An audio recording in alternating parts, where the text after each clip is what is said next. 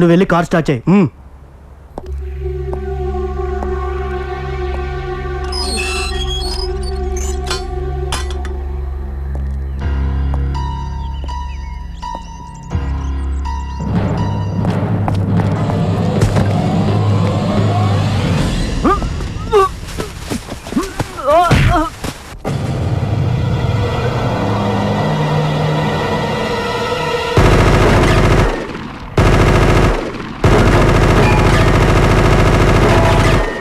బద్మాష్ రే, firing చేస్తుర్రా, టపాసులు కాలుస్తుర్రా, గోళీలు పుక్కెట్లో దొరికిన అబే.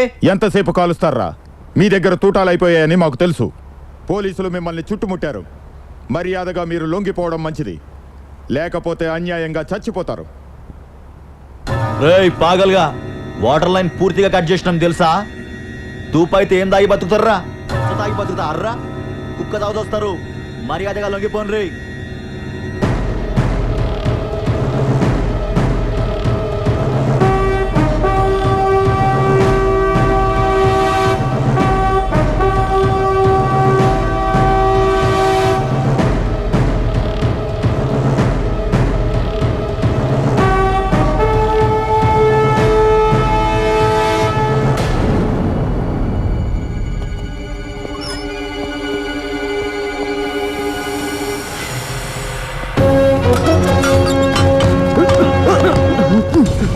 నేను ఒప్పుకుంటాను.